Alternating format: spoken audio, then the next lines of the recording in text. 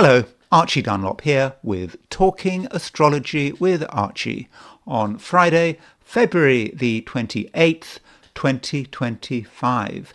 I was about to do this recording on Thursday morning, and I just noticed that actor Gene Hackman has died, apparently in rather strange circumstances. I think him and his wife and his dog were found dead.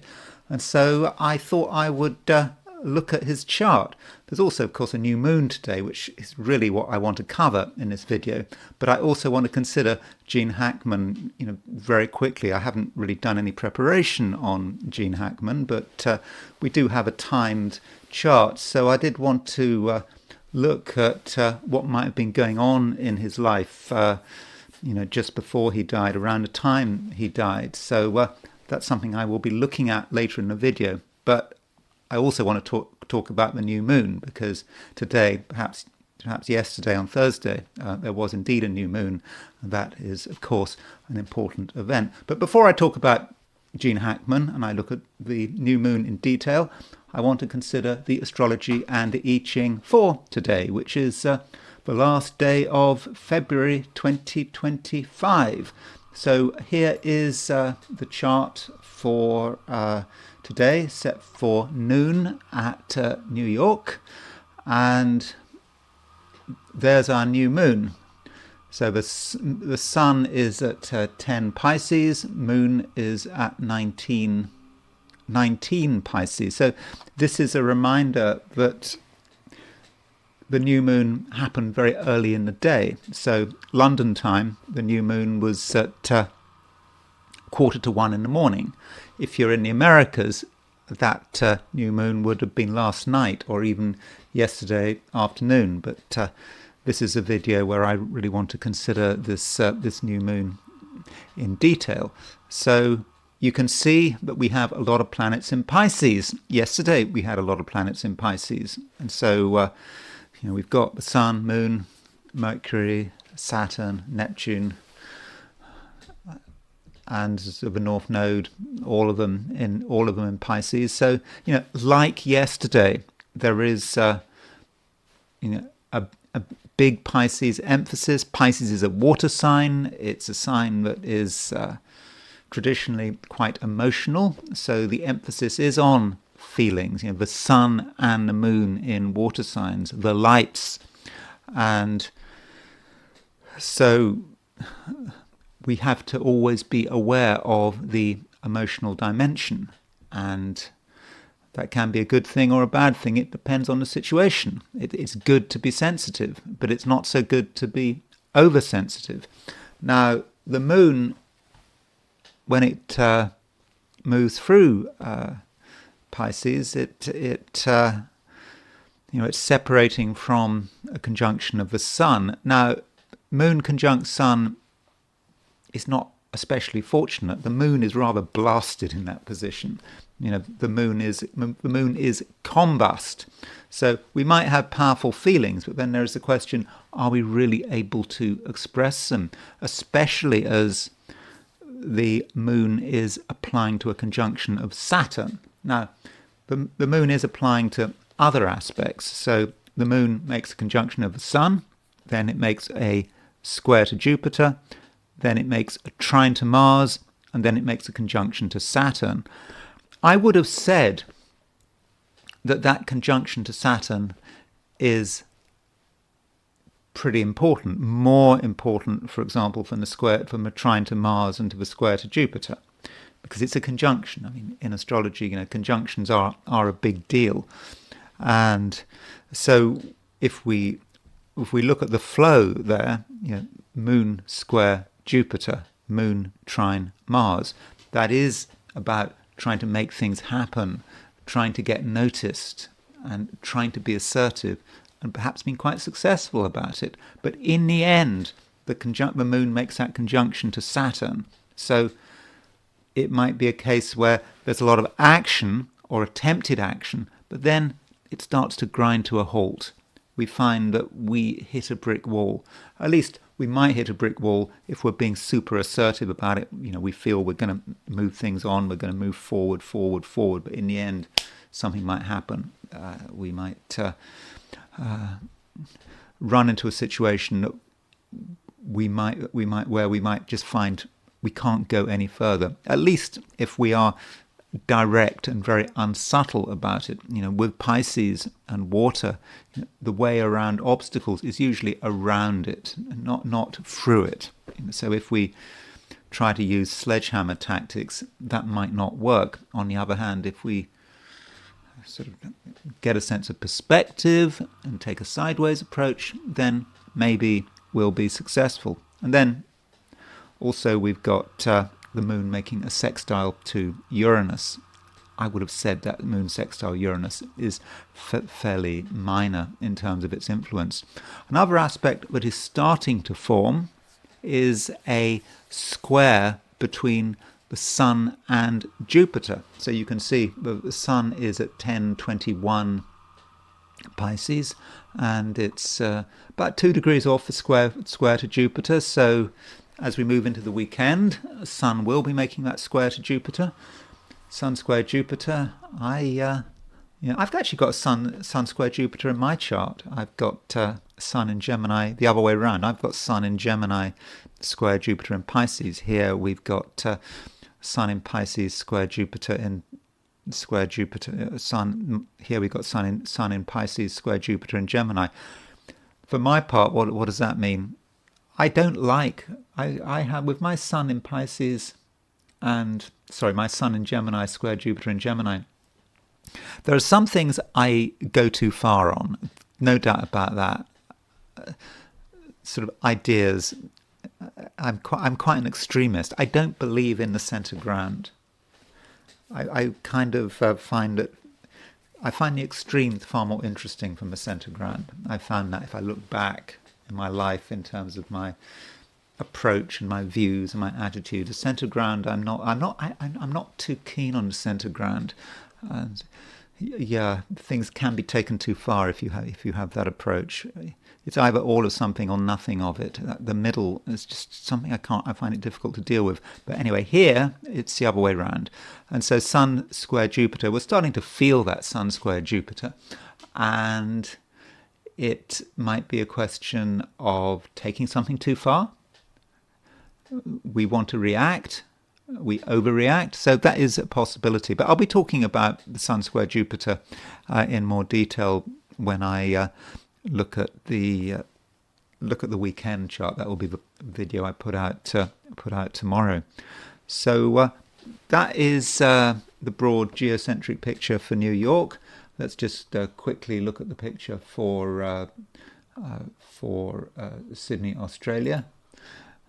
At noon in Sydney, the new moon is pretty much exact. That is when it happens. So it's a somewhat different feel. It may feel more intense if you're in Sydney, Australia. So if you're in the Americas and in Europe, really the new moon is something not quite from the past, but the new moon is separating. It's perhaps losing some of its intensity. Whereas if you're in Sydney, Australia, it's right there. I would have said that new moon would have been probably at looking at that, I would said that would have been at 11:45. Is that right? Yeah, 11:45 in the afternoon. I'm not 100% sure about that. I think I've got my math right there. 11:45 in the morning. Morning, yes. 11:45 in the morning in Sydney. That's when the Well, that's when the new moon is. It'll be a couple of hours later if you're in New Zealand, whatever the time difference is between Sydney, Australia, and New Zealand. I think it's 2 hours off the top of my head, but I might be wrong about that. So yeah, in Australia's a real new moon feel for it. It is a new beginning, but at that time of new beginning, the new beginning, everything's a little bit intense. So it's probably not actually a good time to be initiating things while you've got the intensity of that Sun-Moon conjunction. So turning to the heliocentric picture and putting the Sun at the centre of the solar system, and the main aspects, what is happening. So yesterday, I think a few days ago, we had Mercury square Mars. Now Mercury is making a sextile to Saturn. Now, see, Mercury is making a semi-sextile to Jupiter and a sextile to Saturn. So Mercury is kind of bringing the heliocentric Jupiter-Saturn square back into focus. And Mercury is trying to organize itself, Mercury square Saturn, sextile Saturn, but it's also trying to do things differently. That would be the Mercury semi-sextile Jupiter. It's not quite happy with the way things are, and there's a certain agitation there with Mercury semi-sextile Jupiter. It's not quite enough as it is, and Mercury might want to take things a little bit too far in terms of what it says and what it thinks. And so over the course of the day, there may be a certain amount of exaggeration. Another aspect we've got heliocentrically is Venus square Uranus. So that Venus square Uranus is exact. So that does put the emphasis on Uranus. And we might just regard Venus as just a planet which is putting the spotlight on Uranus. So we could expect a little bit of drama, especially in terms of other people, because Venus is the planet of relationships. So, do watch how other people behave, and we can't necessarily expect them to do what we expect them to do. So a little bit of a surprise there. And as I think I said yesterday, Venus square Uranus can be about art and what looks good and what looks bad. And some of us might have very definite artistic tastes. We think something looks good, something looks beautiful, but are we right? Well, it might look interesting today, but it might not look quite so interesting tomorrow. So perhaps it's a bad decision. Perhaps it's a bad day to make decisions about spending money on things which we think are beautiful, because our aesthetic judgment might be flawed. So anyway, that's the heliocentric picture, and I now want to consider today, Friday, February the 28th, from the perspective of the 12 signs. So these are my forecasts for the 12 signs for today. Aries. Aries, on one hand, you feel that you want to keep a low profile. You kind of know that that is the best approach. If you want to have a pleasant day with nothing tripping you up, don't make a fool of yourself, you just keep a low profile, and you don't feel obliged to do anything. At least that might be how you want to run the day, but are you actually going to be able to succeed? Possibly not.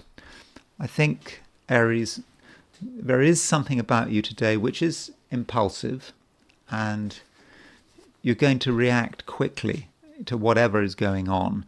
And also, Aries, you're going to have a great sense of what makes you different. You're not going to be a team player. Now, if you're not a team player, there are a number of ways in which that can manifest. One way is, as I've said, you just do nothing. You don't engage with other people. You're not part of the team. You just quietly disappear. And that might be the safe approach, just not being seen, not being heard, no Aries on the radar. But an alternative manifestation might be, Aries, that you really have to do things differently. And if there are people around you, you're going to get noticed. You could get noticed, and you might come over as someone who is a disruptor. And the more harmony there is around you, or at least attempted harmony, everyone likes to pretend that things are fine, there's no disagreement, no argument. When you've got that kind of situation around you, you often want to react against it. And that is something you might do. You might want to go against the tide. And with 5 planets in Pisces plus the North Node, there is a tide. For sure there is a tide. Very, very, very Piscean day. And you want to go with that. Well, you don't want to go with that tide. You want to stand against it. Now, are you going to be able to succeed? You're going to try. And I do think that you could cause a lot of disruption. So you might regard yourself as being like a dam, trying to hold everything back, or even trying to change the course of rivers. That's not a good thing to do from an environmental perspective. But it might be how Aries you want to interpret your role today. And that really is hard work. I'm not saying you can't be successful, but do you really want that kind of stress? It might be better, Aries, if you just accept the situation in the short term and not feel that you really have to push yourself. Though the moon is making a trine to Mars. And maybe with that moon trine Mars, you need to work out how to use that aspect constructively. So moon in Pisces, making the trine to Mars in Cancer. And it does seem that if you get the balance right, you can be an individual. You can not cause huge earthquakes. You can get away without upsetting people, but you can still do things on your terms. And that's going to require a lot of subtlety. And maybe you don't have to be a hermit today, but you don't have to be a rebel. You can be something in the middle. And so work out how you can assert yourself and defend your best interests, but in such a way that doesn't draw too much attention to yourself. You don't want too much attention. Of course, you don't want to be ignored, but you're not going to be ignored today. You are an individual, and your individuality is going to be very, very clear. Taurus. We have a new moon. Okay, the new moon might have been yesterday, but we're very much in the wake of this new moon. And this new moon's in Pisces. And as a result of this new moon, you might have a chance to realign your social scene, if your social scene is important to you. Even if your social scene is not important to you, other people do matter to some extent. So, there could be changes in terms of your friends, your acquaintances, who you want to mix with, and it's a time when you can start thinking about new people in your life and start to strengthen relationships. So I'm not really talking about one-to-one relationships. It's more your relationships with the group, and it's a slow beginning. You don't have to be super sociable today just for the sake of it, but putting out some feelers, listening to what other people have to say, that could all be a good thing. Additionally, it might be a time to think beyond your immediate ambitions. We know that Pluto is in Aquarius. Pluto is going to be in Aquarius until the 2040s in the Taurian chart. Yeah, that can make you ambitious. You're thinking about all the things that you want, and you want to achieve them, and you want to achieve them as fast as possible. But if you can go beyond those ambitions, you can start to think, what do you actually want? Long term. What is it all about? How do you want to align yourself in terms of the future, even the distant future? And how would you like things to be? And again, I'm not really talking about naked ambition here. I'm talking about something a little more spiritual, a bit more bigger picture than that.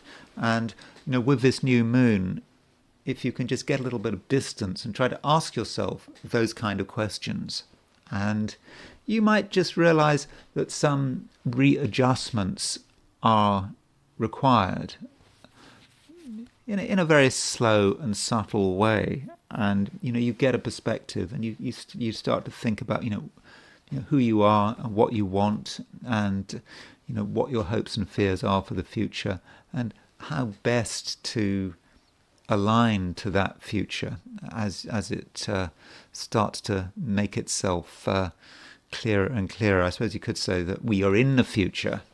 This is a time when it does feel like the future has arrived, with AI and the world seeming to be moving from one collapse to another. But there's your future, and your future is very personal. So don't confuse your future with the general collective impersonal future. And while you're at it, do consider other people and consider other people's stance. Some people are quite stubborn today.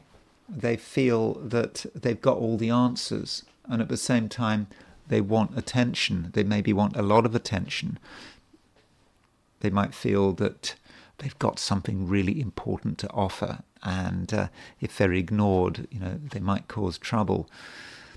Well, you need to take all that in your stride. You have to certainly accept that some people can be disruptive, but just because someone is disruptive doesn't mean that you have to give in to that disruption. And, going back to what I was saying with the new moon, it is a time for making choices, and you can work out, which people, best align with your concepts of the future. And it's not just a passive process. If you say something with conviction and power, you can actually stop people in their tracks.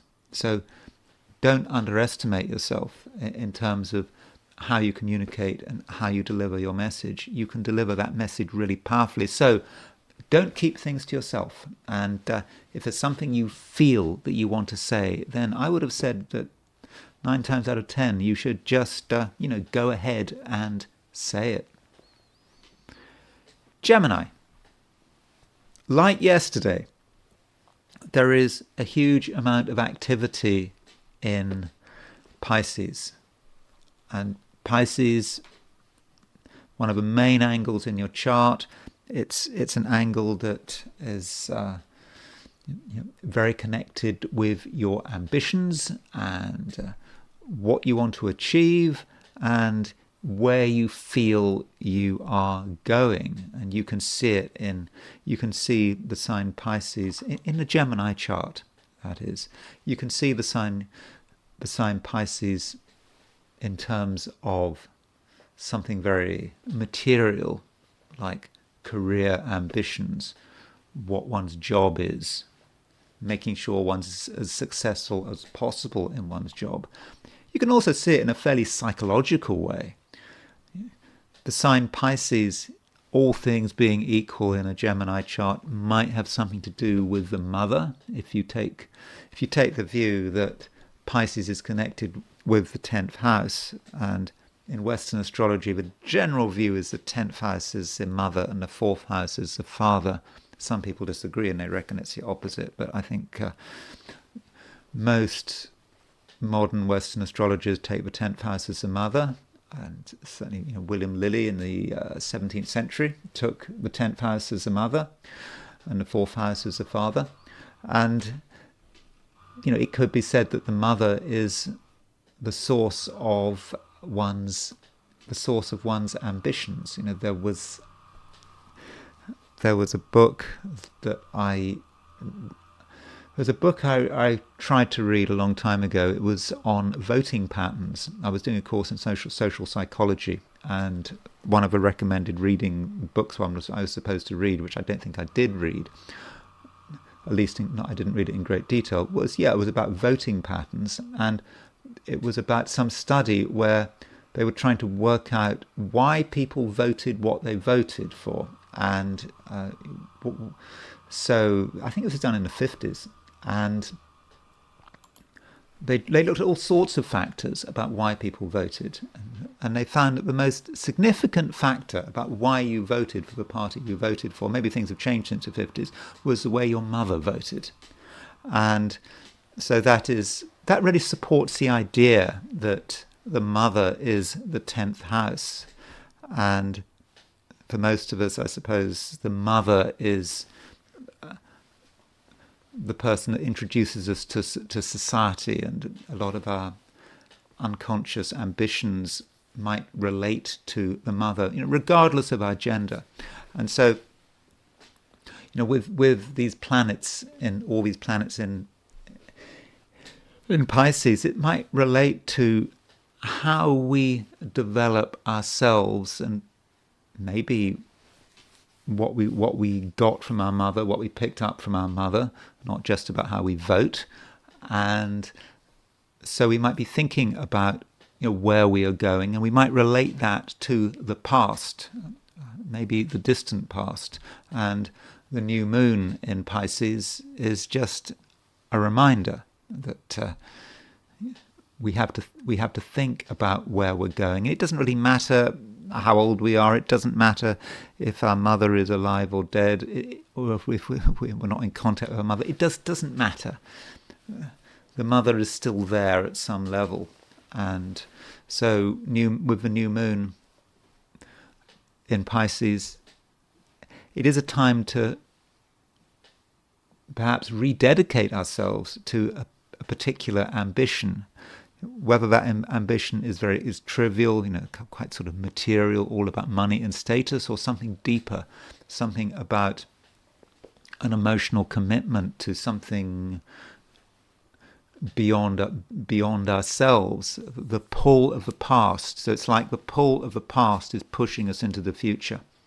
And there are a couple of aspects involving the moon, and the moon is making a square to Jupiter. So that moon square Jupiter is, I think, quite a useful aspect, actually.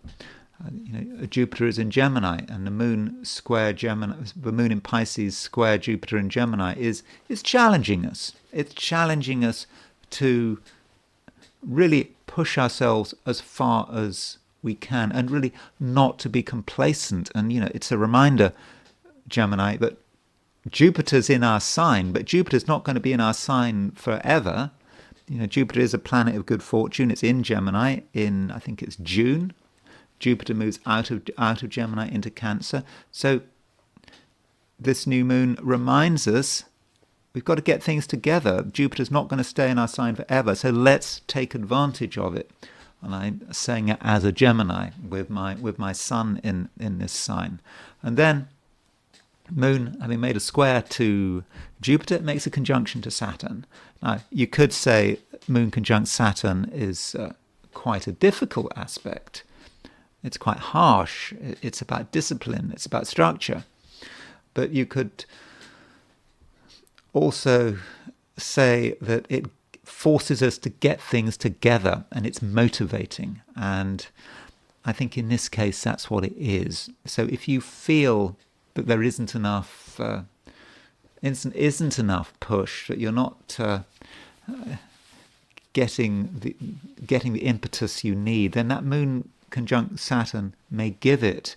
And we might see the moon square Jupiter as the carrot and the moon conjunct Saturn as the stick, and the stick is something threatening us. But where does that threat come? But it may come back to the 10th house, Pisces, 10th house, at a psychological level. And if you want to be Freudian about it, you can think about it in terms of the superego. The superego is our inner, have I got this right?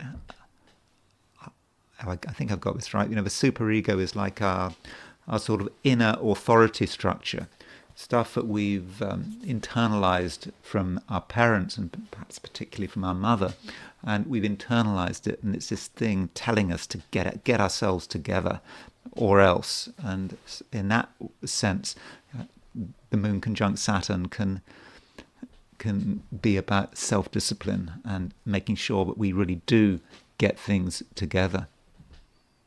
Cancer. There is a new moon today. Okay, a new moon might have been yesterday, if you were in if you're in the Americas, but still, new moon in Pisces is something, Cancer, that really you should welcome.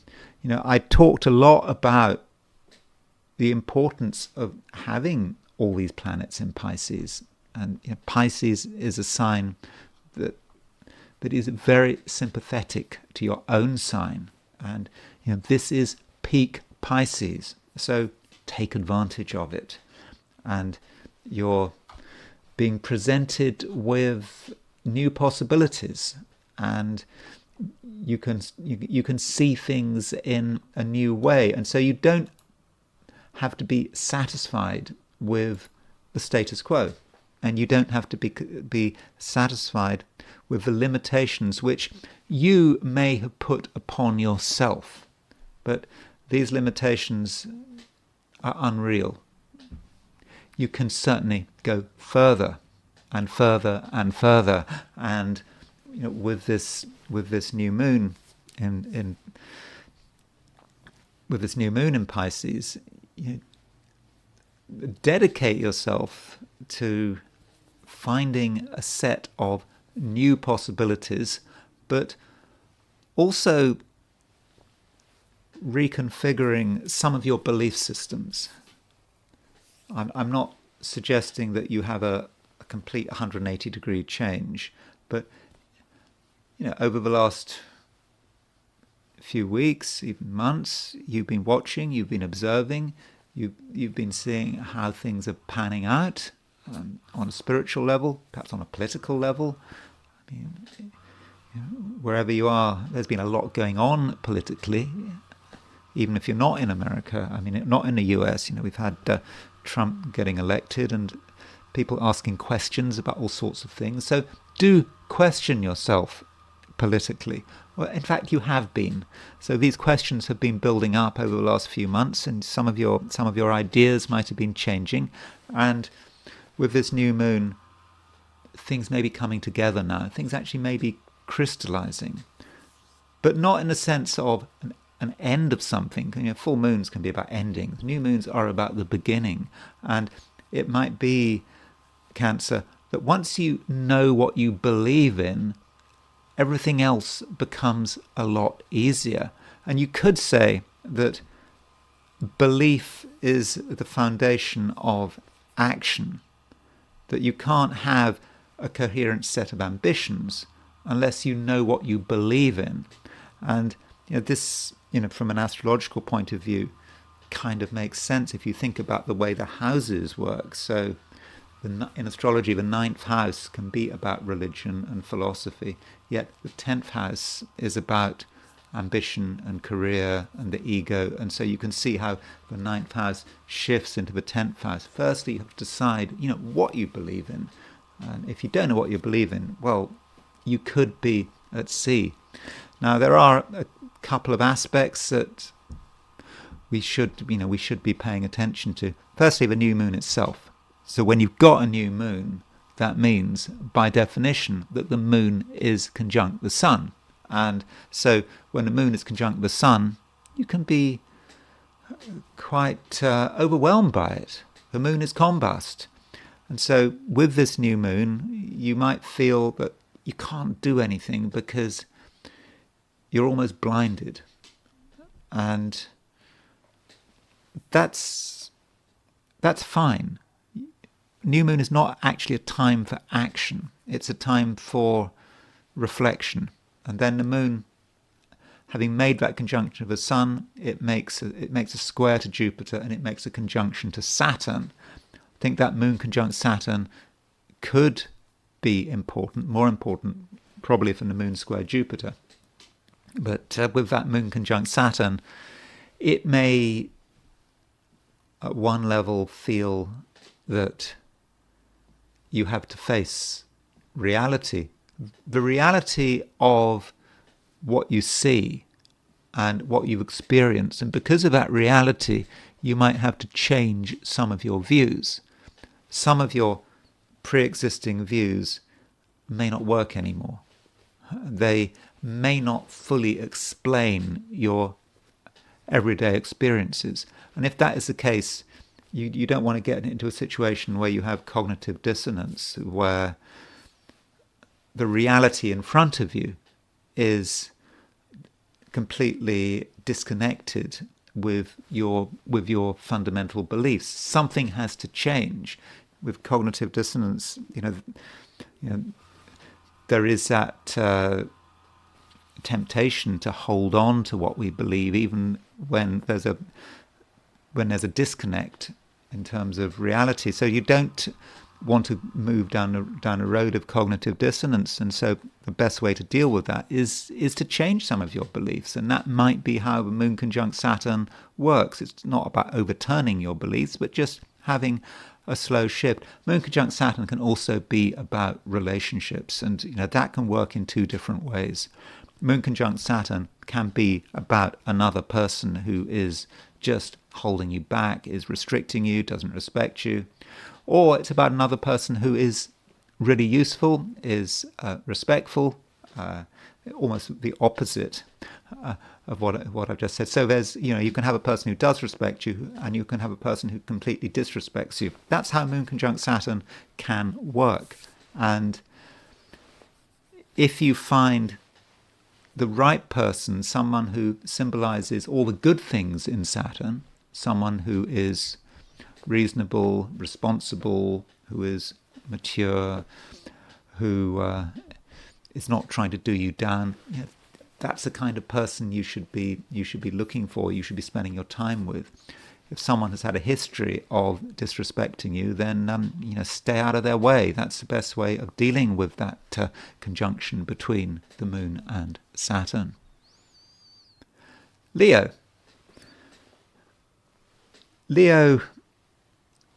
you may feel that there is actually something that you really have to do, and whatever it is that you have to do might potentially be a little bit dramatic, and it might be that the day hinges on one thing. You don't necessarily have to do it, but you might feel that there is a certain obligation to take action. Again, even if you really don't want to take action. So ask yourself what it is and how you go about it. If you go about it correctly, you can really concentrate your energy, like a laser beam. You go in, you see the problem, you sort it out, and you act very, very quickly. And once you've done whatever you have to do, you can just calm down. You can relax. So what is it, and how are you going to go about it?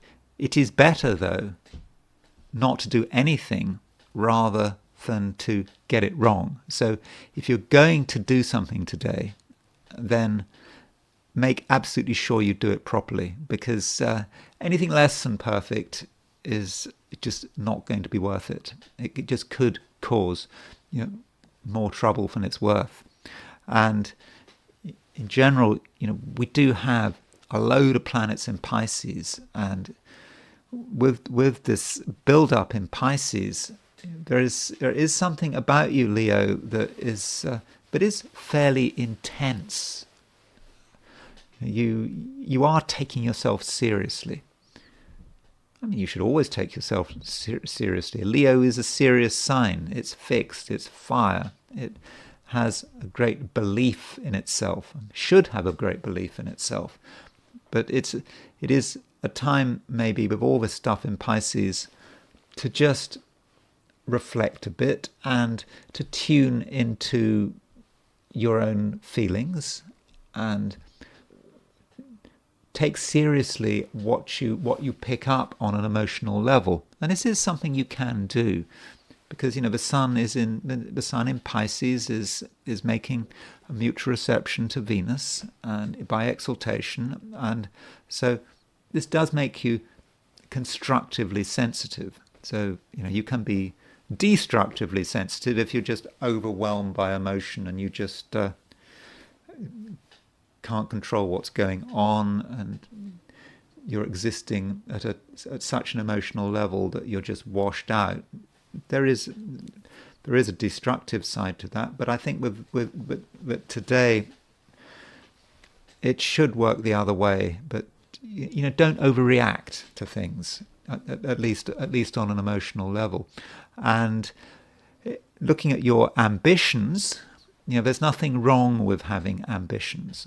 And part of what you're feeling could relate to where you want to go, and even to the concept of desire. There's nothing wrong with having desires, and some of your desires in terms of what you want to happen could be very strong. And so if the concept of desire matters, then then take it seriously. And maybe for the first time, Leo, you might start to realize that there is something that you really want.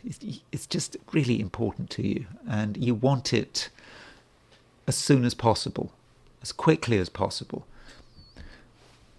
You can get hold of it. You really can. But don't be in a hurry. There's a new moon today, and new moons the new moon could have been yesterday if you're in the Americas, but with this new moon, it is about some kind of beginning, the beginning of a set of desires. The raw desire is there, but maybe the means to achieve that desire are not fully within your grasp.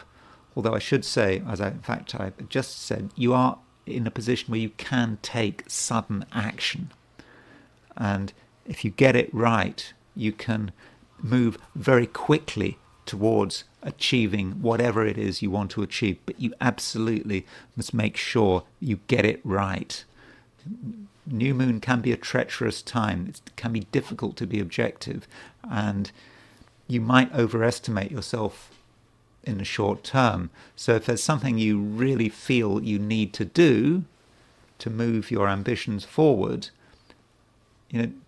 don't feel that this is necessarily your only chance to do it. It might be that in a couple of days' time, when you have a greater sense of greater sense of objectivity, that you'll have a better chance.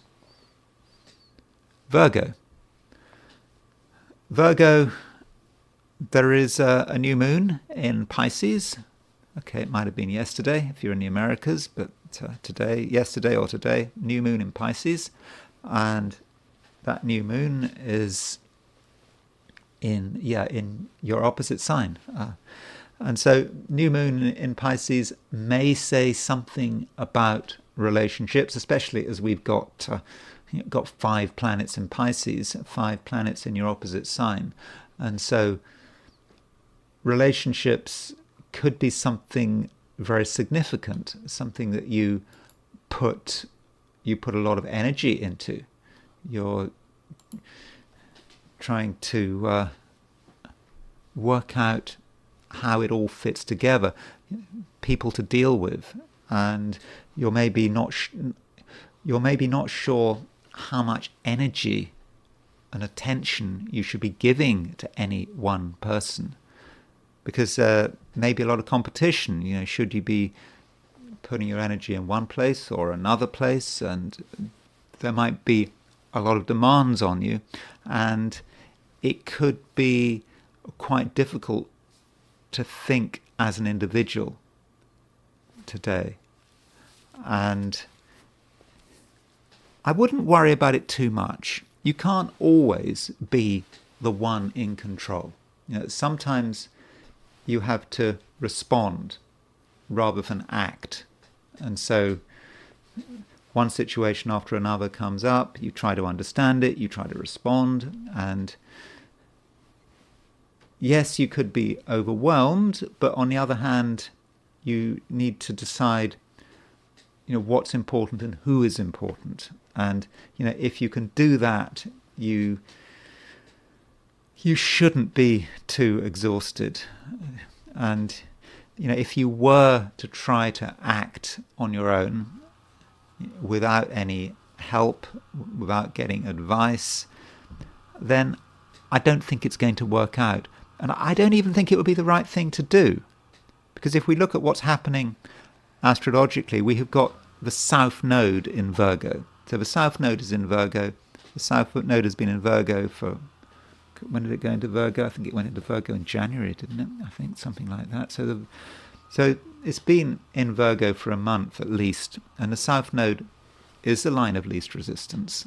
And the line of least resistance, how you'd like to be, is to do things on your own, to do things for yourself, and not have to refer to what other people are thinking or doing. But the South Node in Virgo has to compete with not just 5 planets in Pisces, but also the North Node in Pisces, obviously, because if the South Node is in Virgo, the North Node is in Pisces. So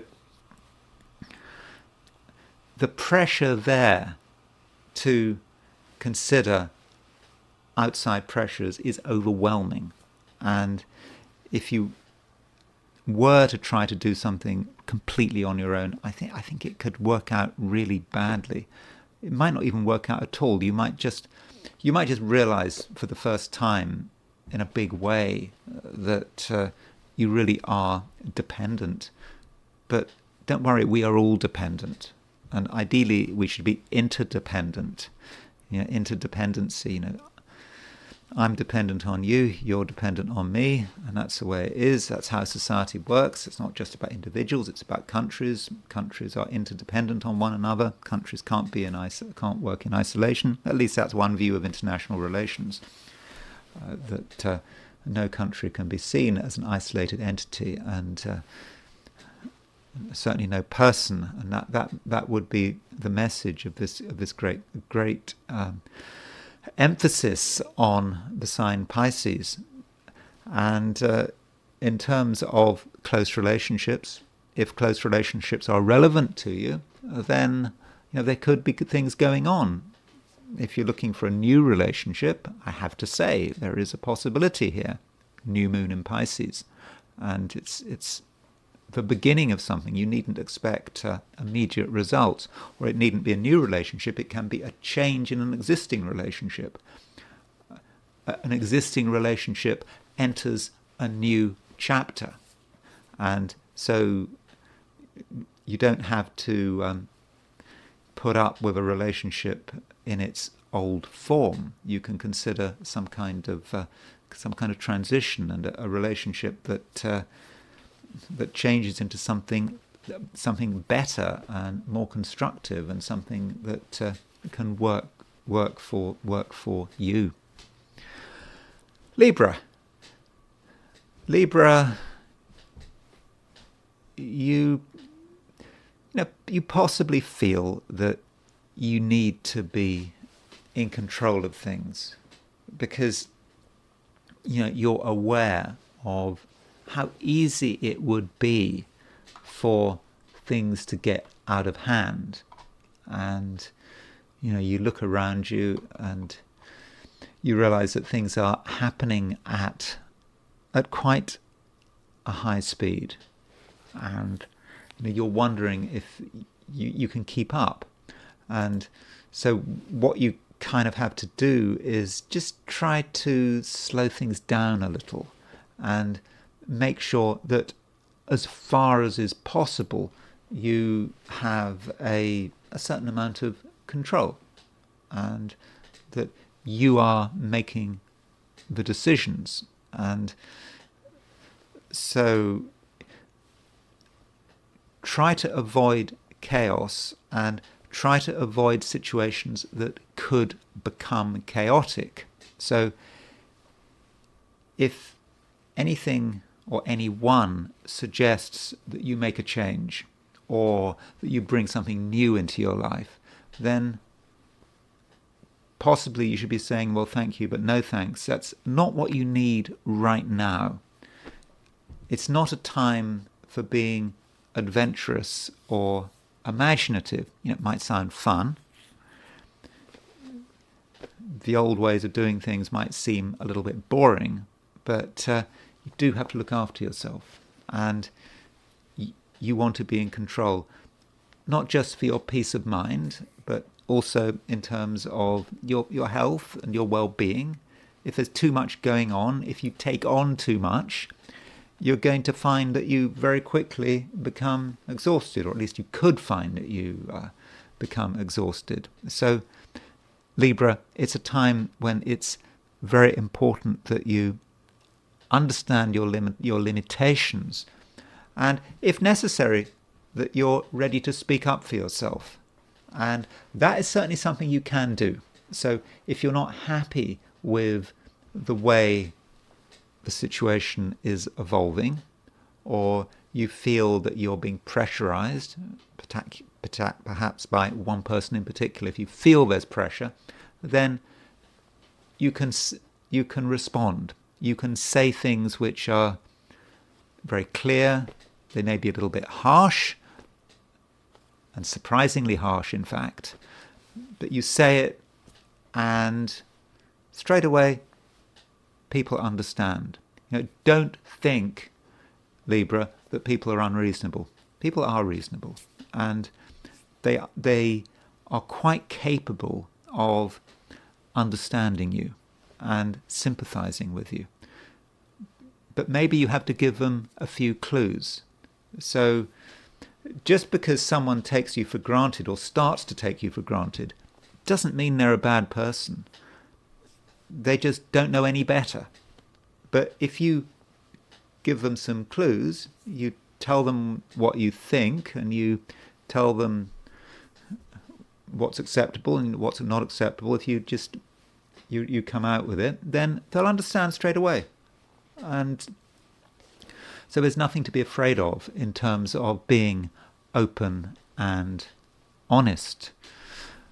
Though the moon does trine Mars, and that moon trine Mars indicates that you certainly shouldn't be giving up on other people or staying away from other people. Certain people can actually be very helpful. They can help you make sense of things, and that would especially be the case if you're working today. But even if you're not working, if you're involved with anyone with any particular project, or whatever it is, the right person can really be helpful and can allow things to move more quickly and also in a more orderly way. So it's not that you have to do everything on your own. It's just that you have to make sure that everything is under control, and you're in control all the time, and don't be afraid of raising your voice just a bit. Scorpio, it looks to me as if quite a lot is happening. because we've got loads of planets in Pisces, and Pisces is an important sign in the Scorpio chart. It's important because it's a water sign. You're a Scorpio, and so you have a good relationship with the water signs. And the sign Pisces is about you and you enjoying life and making the most of life. And with a new moon in Pisces, you're able to create a new beginning for yourself. I mean, that's a standard way of interpreting new moons. Full moons can be about endings, new moons can be about beginnings, and there's just something you want to start, or you should be wanting to start, and it's about doing something which entirely relates to you. And this is a theme, Scorpio, that I've been talking about over the last couple of days.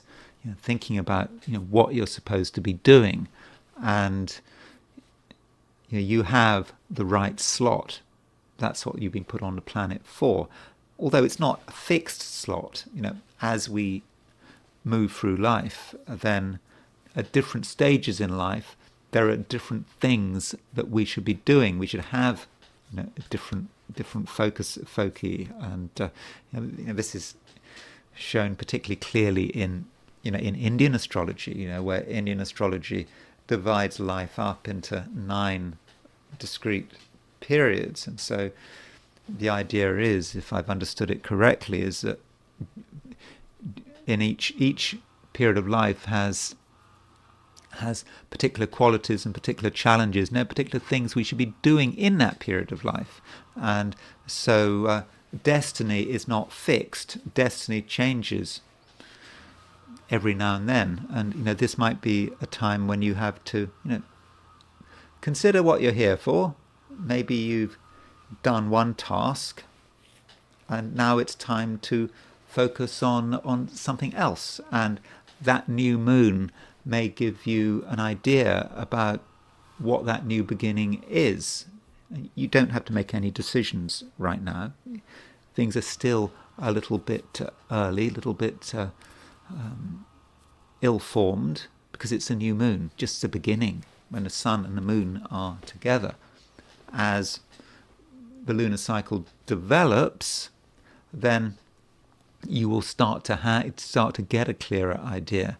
But it's already coming together, I think, and I think that Scorpio, that fundamentally you know what you're supposed to be doing, and in that sense, there could be a certain sense of denial.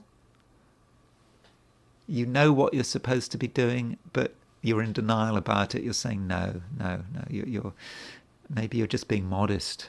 You just don't feel you've got what it takes, but you have got what it takes. If you really think that there's something you should be doing, then don't analyze it too much, and don't allow self-doubt to interrupt the formulation of your destiny. And I don't want to indicate, though, that everything is hard work, that everything is very serious, because these planets in Pisces do allow you to enjoy yourself, to have fun. That really is possible. And your relative levels of pleasure is going to maybe be like a thermometer. So the more you're enjoying something, then the more likely it is that you are getting close to your own destiny, what you're supposed to be doing. If you are miserable doing something, if it is a complete chore, then consider the possibility that you shouldn't be doing it. So it's not necessarily so difficult to work out what your destiny is. Yeah, if you use enjoyment as your gauge, as your thermometer. And we do have some aspects of note. We have, well, not just the new moon, but we have the moon making a trine to Mars, and the moon, it does make a square to Jupiter, but I'd rather focus on the trine to Mars and the conjunction to Saturn. And that moon trine Mars conjunct Saturn, I think we should see those two aspects together. And that is about you putting your energy into something and getting help. So you put your energy into something, and something else doubles that energy. What is that something else? It may be your higher self. It may be some supernatural force. And so again, you move towards your destiny. You do what you're supposed to be doing, and you get this extra help, this extra energy. It's like you get these these radio stations that are asking for public support, and they say, well, if you give $100, we have a donor here who will match your $100. So it's a bit like that. You put in your energy, and something else will match that energy. So don't think you're alone, even if there's no one else around, because there is someone out there or something out there who is definitely looking after your best interests. Sagittarius. We have a lot of planets in Pisces. Got 5 planets in Pisces, plus the North Node. And with all these planets in Pisces, you may feel to an extent that you are sort of rooted to the spot. I think I used that term, rooted to the spot, yesterday when I was looking at what was going on in your chart. Not a great deal has changed over the course of the last 24 hours. We still have this Pisces build-up, though now we can think about this in terms of a new moon. And with this new moon in Pisces, it could very well have an impact on you. And some of your ideas about your living arrangements, what you mean by the concept of security, and perhaps also it has something to do with your relationship with your family. And this new moon may encourage you to think about a change.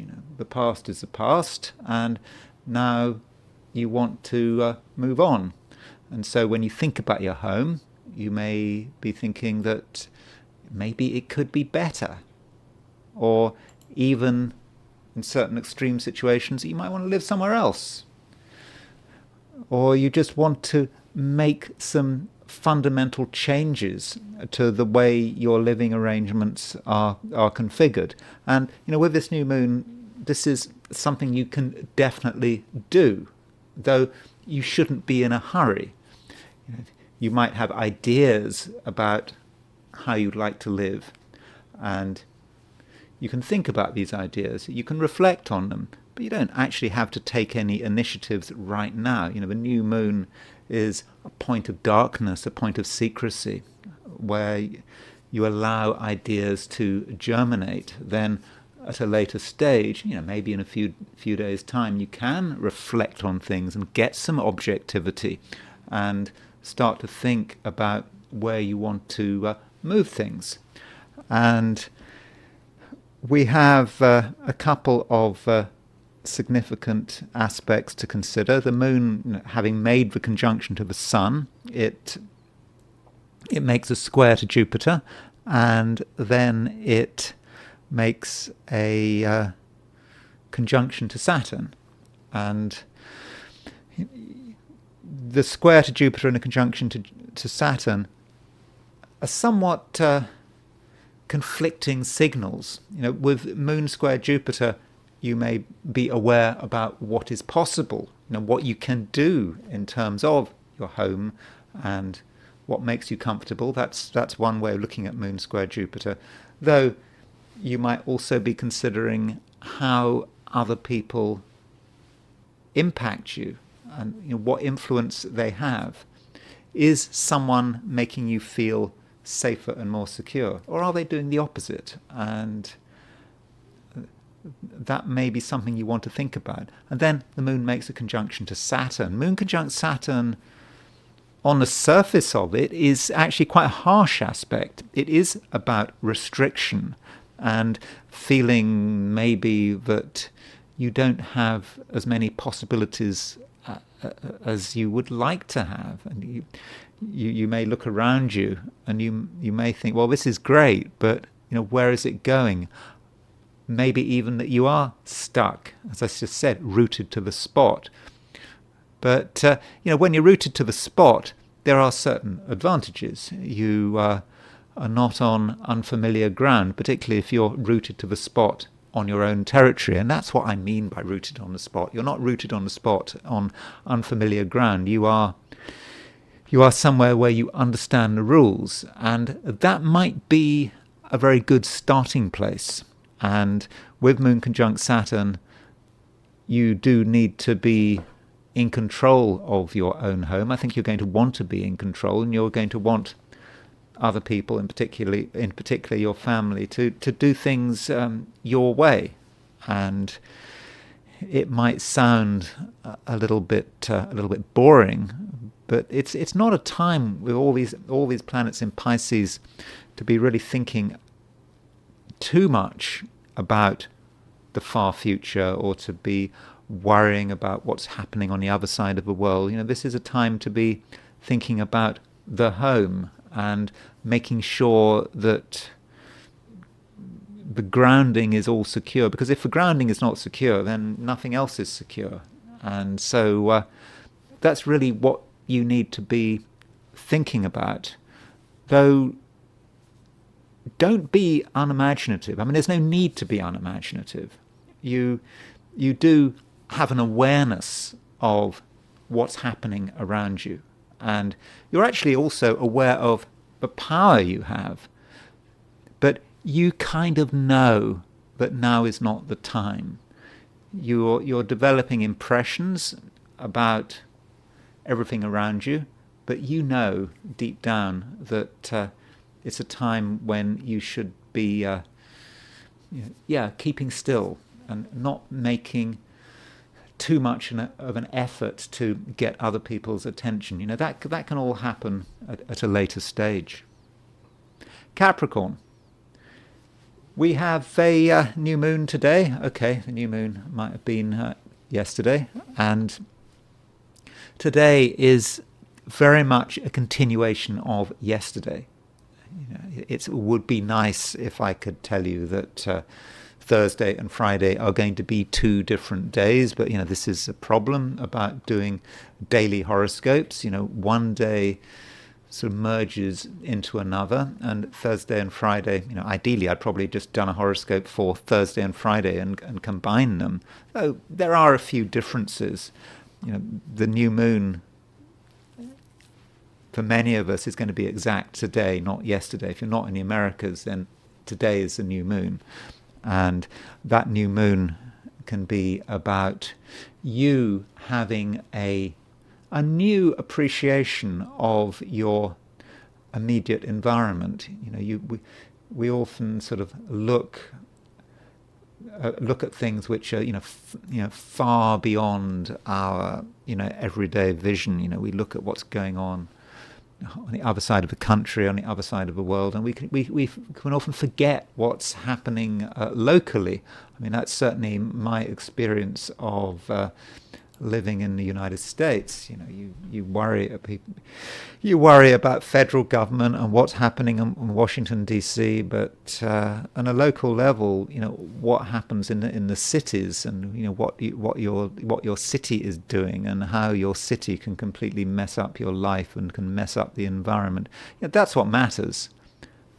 Okay, your city might be influenced by what's happening at a state level, or indeed a federal or global level, but you do need to keep things local. That is a good unit of analysis. Okay, I know that's a rather American perspective. In the UK, you've got county councils, and other parts of the world, you've got other forms of local government. But that's just an analogy. Don't try to look too far ahead. Don't try to make things too complicated. But it's kind of easier to think about central government rather than local government. And with this new moon, you are encouraged to look at your community, look at what's going on in your community, and look at the people you see every day, and talk to them, and maybe work out what can be done. This new moon might also have an impact on short-distance traveling.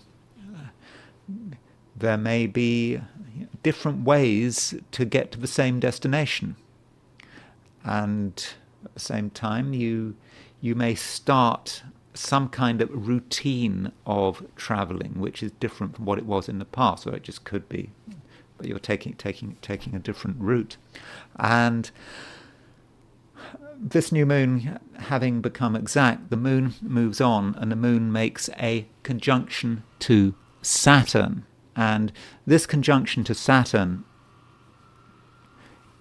could well be about other people.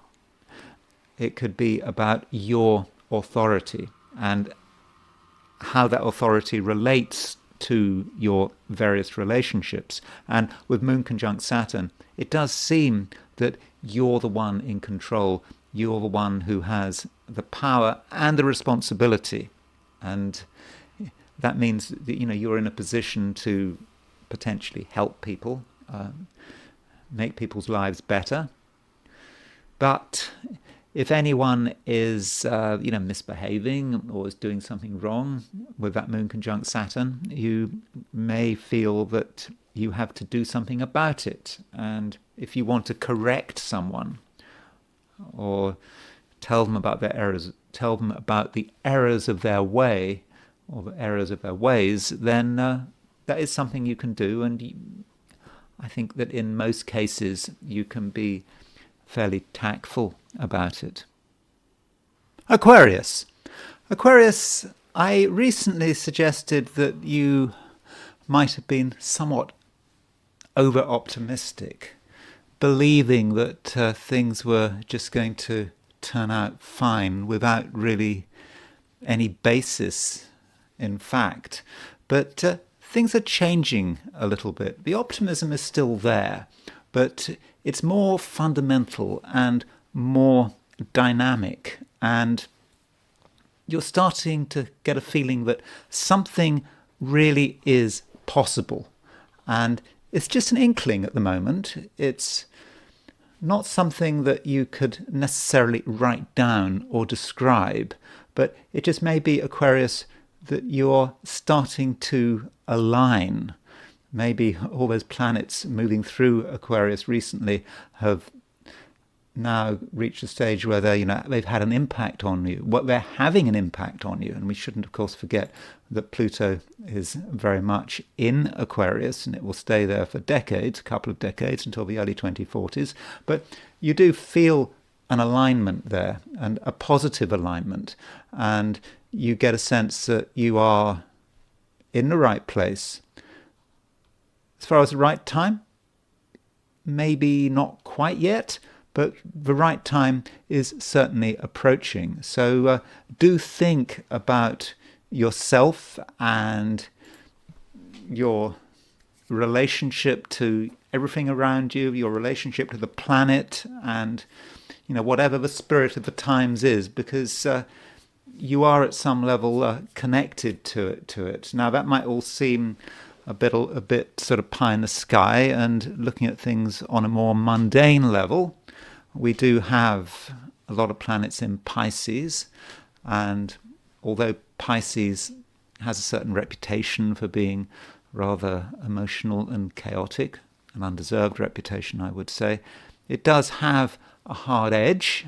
And in terms of you, Aquarius, this Pisces emphasis could be about money, and we do have a new moon in Pisces. And so with this new moon in Pisces, you might have a feeling that one financial stage is over and a new financial stage is just starting. So you might have had attitudes to money, or maybe you'd had financial commitments, or you'd been generous in particular ways, or even mean in particular ways. But that is now changing, and you want a kind of a reset financially. And this new moon in Pisces can actually allow you to have this kind of reset. And so don't allow yourself to be tied to the past. Don't allow yourself to be tied to the commitments of the past. Okay, unless those commitments are legally forcible, legally enforceable. But if you're involved in a legal commitment, in a commitment that is not legally enforceable, then you should reconsider it maybe, because it's a time for the new moon, and the moon, having made a conjunction to the sun, it moves on and it makes a conjunction to Saturn, and this moon conjunct Saturn is quite tough. It's about you looking after your own interests, your own material interests. That might sound rather unpleasant and rather gross and low level, but money does matter. And with that moon conjunct Saturn, I do think that you're really going to be able to look after yourself financially if you want to. And the moon doesn't just make a conjunction to Saturn, it makes a trine to Mars. So moon, trine Mars in Cancer, then makes a conjunction to Saturn. That indicates that there's no excuse for not being in control. Pisces, new moon today. Okay, it could have been yesterday. Yeah, late yesterday if you're in the Americas.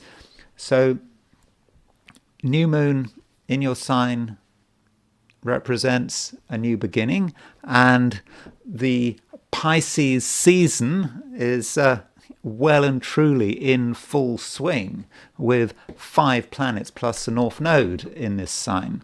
And so you're going to have no difficulty asserting yourself, and you can project your personality in a very larger-than-life way.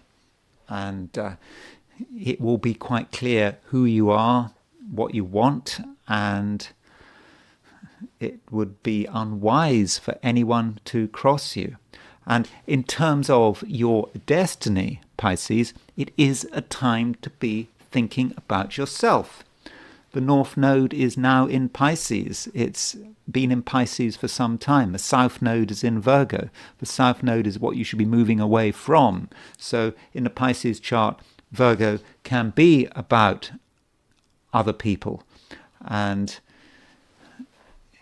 don't spend too much time worrying about other people's interests, particularly if it's wasting your time. And with North Node in Pisces, with 5 planets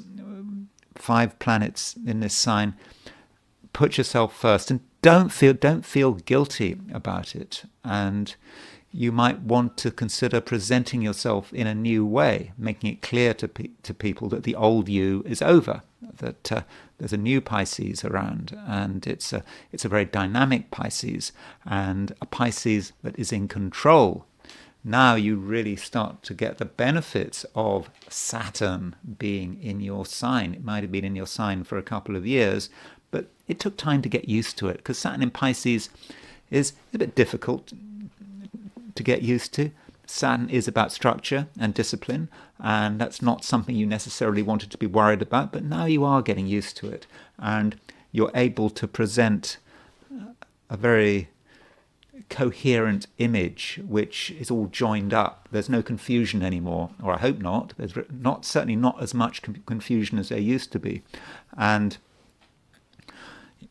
this new moon is quite close to Saturn, and today we do have moon conjunct Saturn, and with moon conjunct Saturn you can really make it clear to people who you are, and they'll understand. And you don't have to worry about being an authority figure. Yeah, you can be an authority figure, and it's certainly nothing to be ashamed of. And it really is a time, Pisces, when you can assert yourself. And matters are further helped by the fact that the moon is trine Mars. So the moon trines Mars, and then it makes a conjunction to Saturn. So you can assert yourself in quite a fun kind of way. It's not that you're an overly Saturnine person.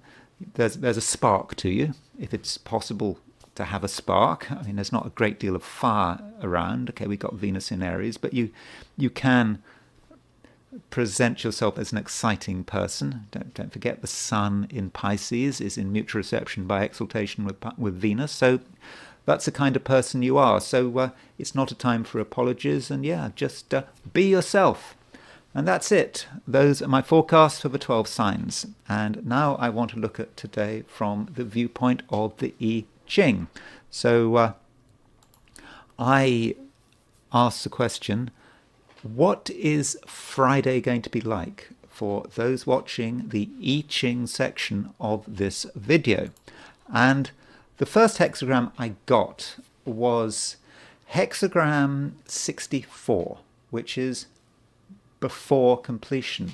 64 is the last hexagram in the book. So in the I Ching there are 64 hexagrams, and before completion is the last one. So it's kind of appropriate that the last one has the word before in it.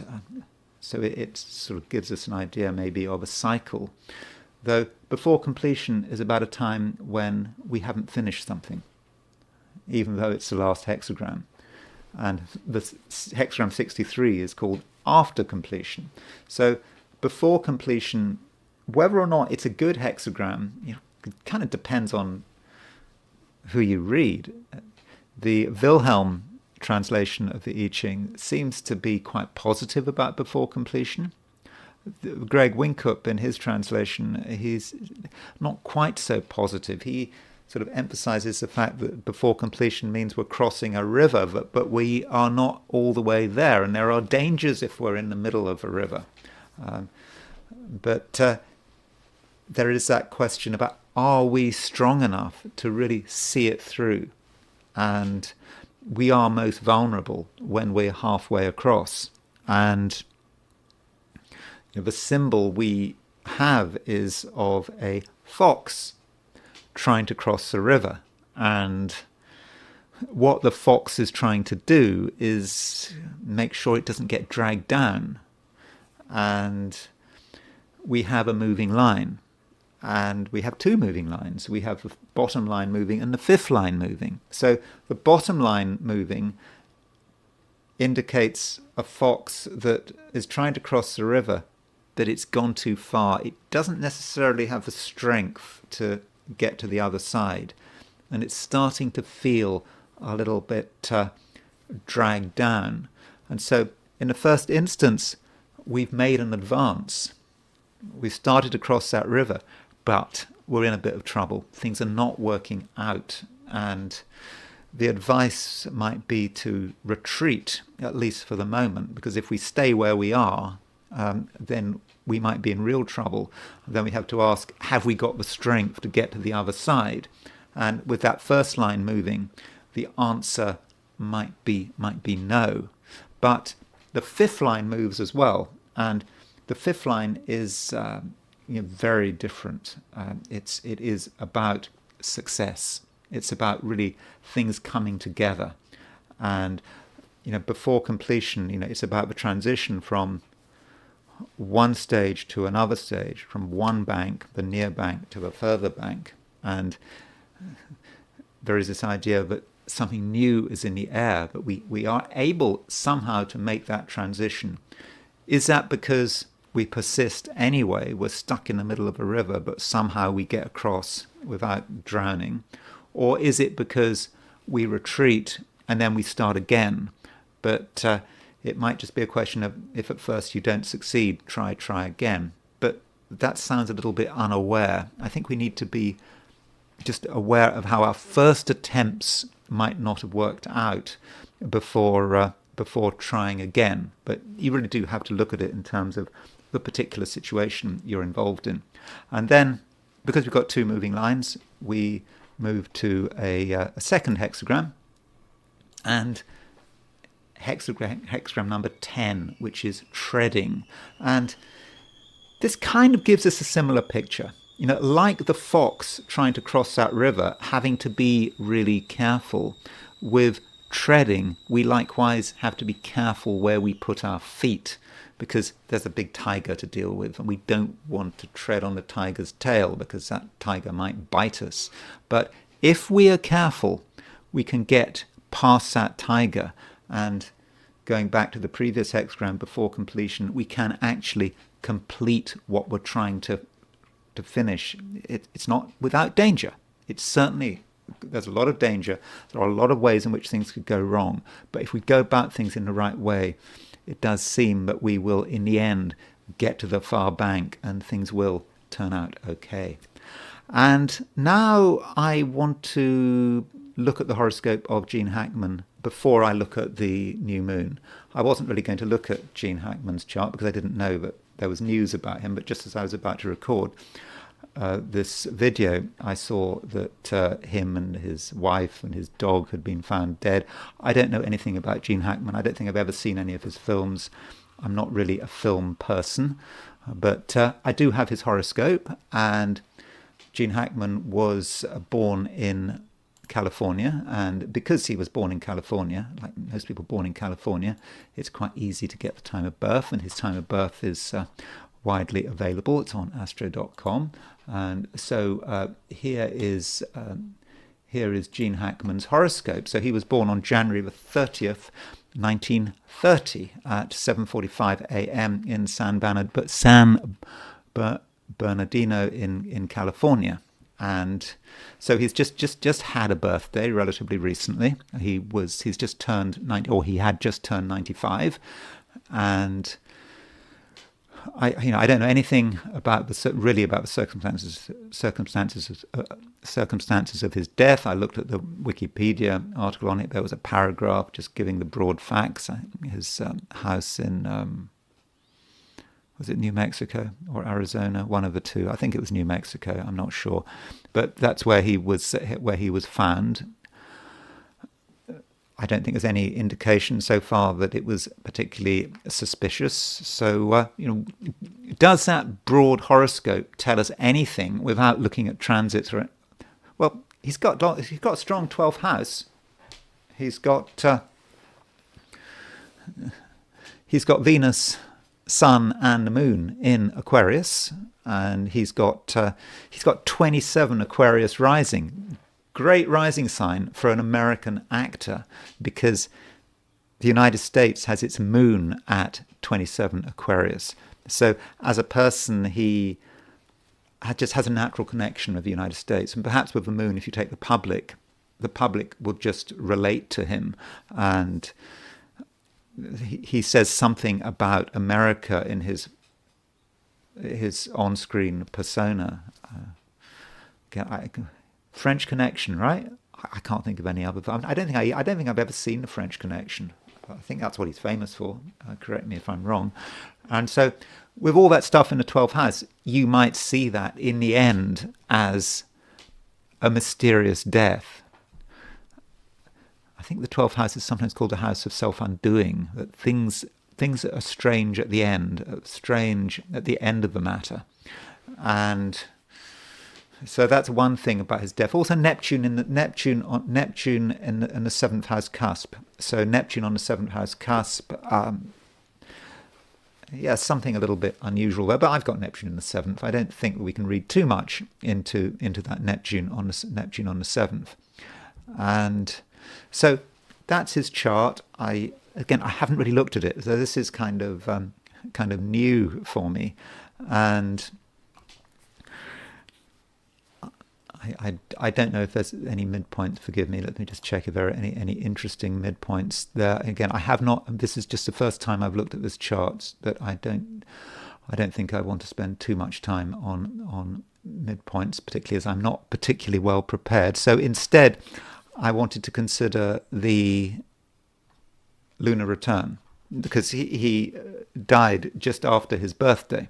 So here's his natal chart. So did I say lunar return? I mean solar return. So here is his solar return for 2025. So we know that there was a new moon on January the 29th. So that January the 29th new moon was right on his birthday. So when you're born when you have a new moon on your birthday, it might suggest that the year ahead is going to be quite important, for better or for worse. I think Barack Obama on his last birthday has an exact new moon in Leo. And the year's not over, is it, for Barack Obama? So we don't quite know how it's going to work out for Barack Obama. We know he had perhaps the trauma of Trump winning, but that was Obama. In Gene Hackman's case, new moon on his birthday at 95, this certainly suggests it's a significant year. And then we look at his ascendant. So he had at his solar return. Again, I take my solar returns for where someone is born, not for where someone is living. One can argue about that, but that's the way I do my solar returns by and large. And the North Node is on the ascendant, and Neptune is on the ascendant, and Venus is on the ascendant. So that Neptune North Node and perhaps Venus on the ascendant, quite close to Skeet, a fixed star, connected with shipwrecks, accidents, disasters. That may say something about what happened or what may have happened. It's all rather confusing. And that's what it's about. It certainly is confusing. And if you've got a new moon on your birthday and you've got Neptune and the North Node rising, that might indicate that something bad might be happening. And so this is certainly a poignant reminder that we really need to look at new moons. I did check his chart for solar arc directions. I also looked at his transits. So as far as transits are concerned, transits might actually might tell us something useful. I don't know. So if we look at Gene Hackman's chart and we look at the positions of the planets.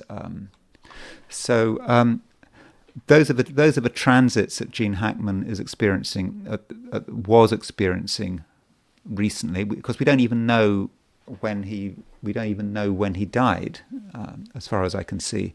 So there's his true black moon Lilith at 218 Aquarius. So recently he had Pluto aspecting his true black moon Lilith, but nothing too serious there. He had Jupiter on his IC. So transiting Jupiter close to his IC. So we don't know exactly when he's born. So we say he's born at 7:45 a.m. He could have been born at 7:40 a.m. He could have been born at 7:50 a.m. So this IC is. It may be that Jupiter was close enough to his IC. I mean, the IC, the fourth house, can be the end of the matter. So that might be one way of looking at it. Mars went stationary direct, fairly close to his Pluto. So there are a couple of things to consider, and of course this whole thing happened, or rather the whole thing came to awareness with a new moon. So after the new moon, it seemed to have an impact on him in terms of, he might have died. It seems he did die before the new moon, I think, but he was born on a new moon. He was born with a new moon. He was born with a new moon in Aquarius, and he died with a new moon in Pisces. So it may well be that he's quite sensitive to the lunar cycle. But really, I haven't got anything more to say. We don't know much. I haven't really prepared this, but I just thought I wanted to just point out that there are some interesting things going on, and I think it was Gene Hackman's solar return that was really interesting. With that Neptune and North Node on the ascendant, and plus the fact he had a new moon on his birthday.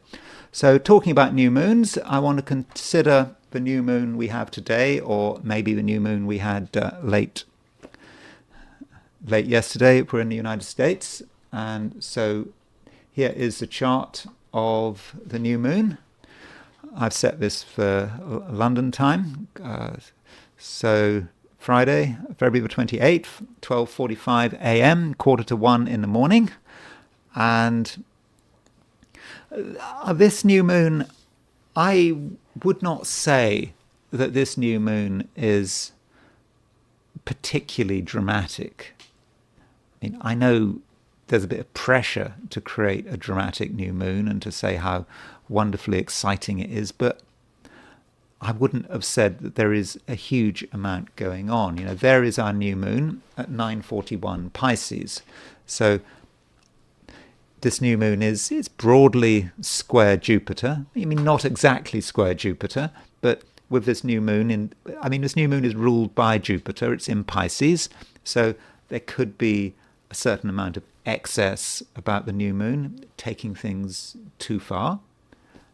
But in a mild way, I don't think we're going to look at this new moon and say, this is like, anything massively dramatic. As far as the midpoints are concerned, it's always a good idea when you're looking at a new moon to consider what midpoints it's on.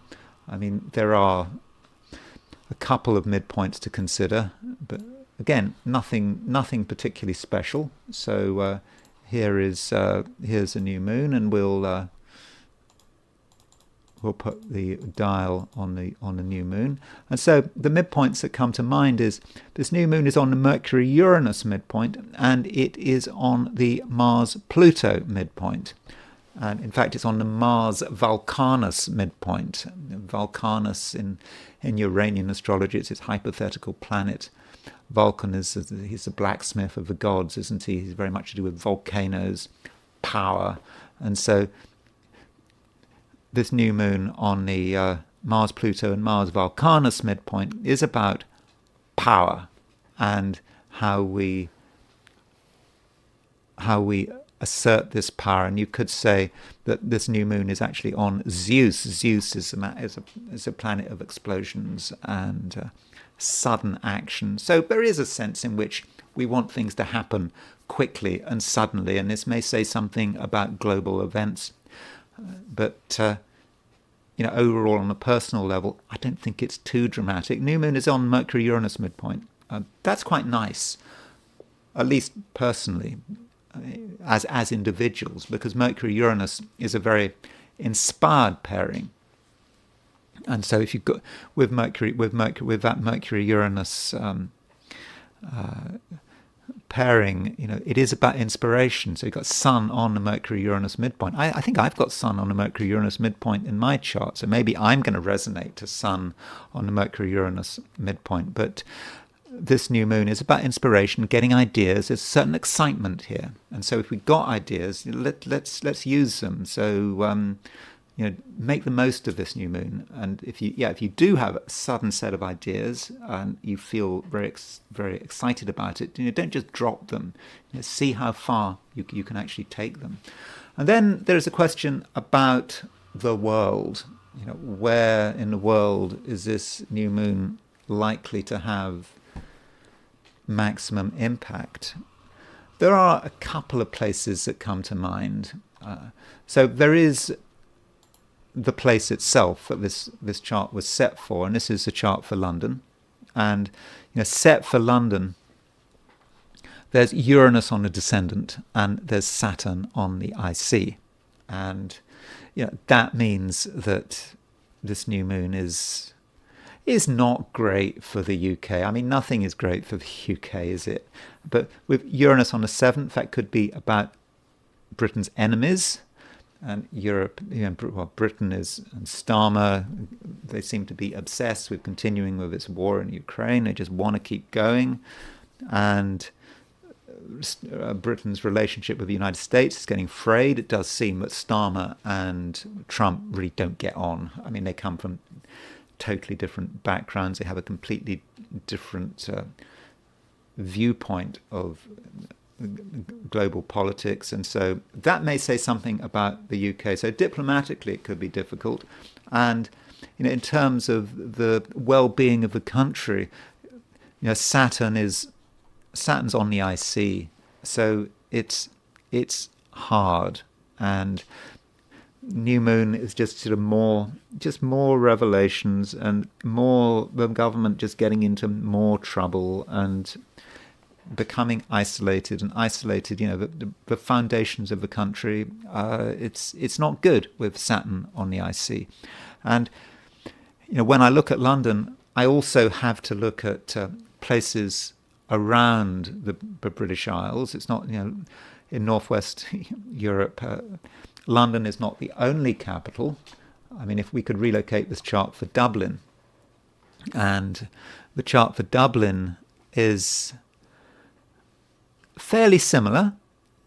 Saturn is not exactly on the IC, but Uranus, like in London, like in the UK, is on close to the descendant, and the new moon is on the IC. So it may say something about Ireland, its diplomatic relations, and how the country feels about itself.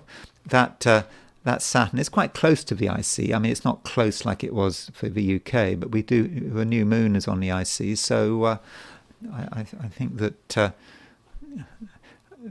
in Ireland, a similar picture to the UK, maybe not quite so intense because Saturn is not exactly on the IC, but then the new moon is. And so there could be a sense of change in Ireland. And again, I don't think that the country will feel particularly comfortable with itself. And then Paris, that's not too far from London. Now, in Paris, Uranus is a long way from the descendant, but Saturn is exactly on the IC. And that Saturn on the IC, I suppose when you think about the fourth house, you might think about agriculture, farming, but again, the fundamentals of the country, the roots of the country, and how comfortable the country feels with itself. And so I do think that in France, people are not especially happy, and so this new moon does have, I think, a negative impact on those three countries: Europe, Ireland, and France. We could actually go further afield in terms of Europe and just look at the astrocartography. And if we do the astrocartography for Europe, there are a few other countries that might be impacted. So there is a new moon line. So you can see that in Dublin, these are all the places where the new moon was on the ascendant midheaven, where the new moon was, where all the countries where the new moon was on the IC, and pretty close to Dublin. But you go down, it actually goes through Lisbon. So I don't know what's happening in Portugal, but there may be events in Portugal which grab our attention. And there's that Saturn line that's exactly through Paris, and you can see all the places where Saturn is on the IC, and it goes through Barcelona and Paris. Does that mean there's going to be a renewed interest in Catalan independence? We haven't heard about Catalan independence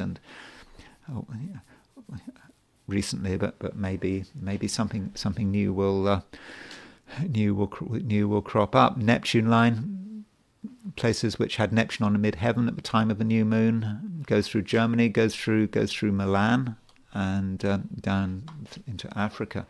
So those are a few thoughts on the new moon. I don't think that this new moon is especially dramatic. It's nice to have a dramatic new moon because it gives us something to talk about, but I wouldn't get too excited about it. And that's it. Those are my forecasts for today and my analysis of the new moon. I hope you found it of interest. If you did enjoy this video, I'd be very grateful if you were to like it. If you're not subscribed, I'd be super grateful if you were to subscribe. And if you want to buy me a coffee, there is a link in the description. And I will talk to you again tomorrow.